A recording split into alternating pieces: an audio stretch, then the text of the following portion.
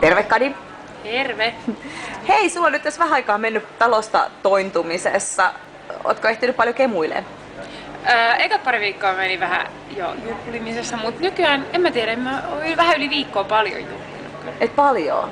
Mikä on niinku silleen ei paljon? Ei paljon, joko kerran viikossa tai vähemmän.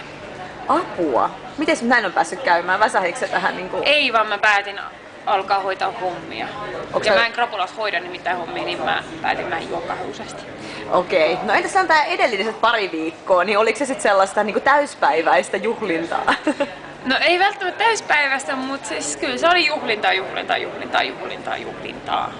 No, sä olet varmaan tämmönen ekspertti kertomaan kaikille, että millaista on niinku hyvät juhlat. Eli mitä sun mielestä olla hyvissä kemuissa? Hyvissä kemuissa pitää olla ehdottomasti hyvä porukka ja mielellään myös hyvä miljöö. Siitä lähtee. Tykkäätkö sä semmosista kemuista, missä on paljon jengiä vai mielellään semmoinen niinku vähän intiimimpi, pienempi porukka? Riippuu ihan päivästä, mikä tunnelma, mutta siis kyllä mä tykkään enemmän niinku yksitellä, että on muutama ihminen ja sitten mä pystyn kaikkien kanssa olemaan kunnolla kerrallaan, mutta sitten välillä niinku esimerkiksi nämä Vennakaalla-juhlat, niin ihan kiva olla, että kaikenlaisia ihmisiä.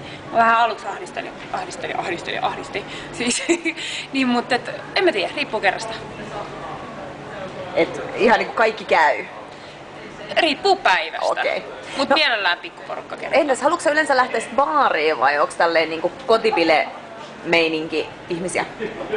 Baari-ihmisiä mä oon yleensä, mutta talon jälkeen mä oon huomannut, mä oon ollut aika paljon kotibile-ihmisiä. Yhtäkkiä? Siis ihan yhtäkkiä, joo. Sä tuossa äsken mainitsitkin, että sä oot voinut käyttämään huppuja. Joo. Mistä tää nyt johtuu? Jotenkin turvallisempi olo, kun on huppu päässä kaupungilla. Paitsi musta tuntuu, että kohta mut aletaan siitä tunnistaa, että mä käytän huppua. Niin, että niinku semmonen kukkahattu voisi olla seuraava, se levellierinen. Joo, tai sit mulla on välillä just sellainen hattu, mikä peittää puolet maailmasta. Ei niitä sellaisia huntuhommia.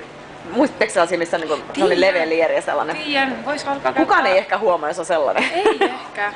Pitää alkaa käyttää. Pitää kokeilla sitä. Niin. Hei, kiitoksia. Tosi hyvää alkanutta vuotta. Hei, sen mä vielä kysyn. Teit sä jotain uuden vuoden lupauksia? Tein.